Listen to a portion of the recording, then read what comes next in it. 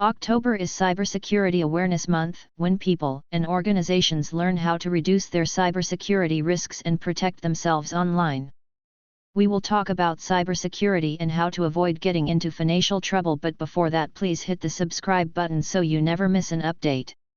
Although people are becoming smarter in the way they handle cyber attacks, cybersecurity threats remain prevalent at financial services firms. In fact, the Cyber and Intelligence Unit of B Systems found that 74% of financial institutions, such as banks and insurers, have experienced a rise in cyber attacks since the pandemic began. This is why consumers need to stay vigilant when it comes to sharing their financial information. The online world makes many aspects of financial planning quicker and easier, says Felicia Gopal, CFP. Unfortunately, it also opens the door to identity fraud. Identity fraud is any instance of using someone else's identifying information without their permission. The most common instances of identity fraud are stealing a credit card number, insurance information, or a social security number to get a job or open an account. Older adults are often vulnerable to identity fraud by family members, adds Gopal. As you age, you are more likely to rely on friends and family to assist you with making financial planning appointments and handling your banking. This trust potentially opens you up to becoming a victim if you don't monitor your banking and investment accounts, she emphasizes. When hiring a certified financial planner and professional for any reason, whether to establish future goals, manage debt, or enter retirement, make cybersecurity part of the conversation. Ask your CFP professional how your financial and personal information will be protected, what security provisions are in place for transactions, and how they handle naming trusted contacts. At home, be as conscious of cybersecurity as you would be in an office.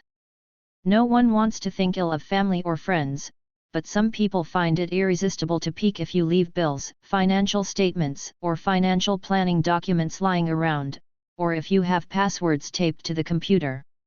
If you discover that you are a victim of identity theft, whether from a friend or an unseen stranger online, take these 3 steps immediately.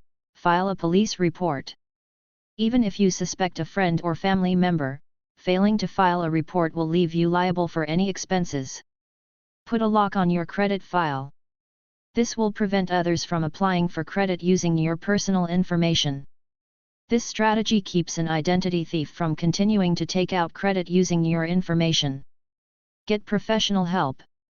If you work with a CFP professional, tell them what has happened. They can support you in monitoring your accounts during your reviews. Whether you have experienced identity theft or not, some CFP professionals might be able to set up triggers similar to those sent by banks that ask, "Did you make this transaction?" The most important thing you can do is keep your private financial information secure. A dose of caution about the financial information you leave unprotected will reduce the opportunity for you to be a victim of identity theft.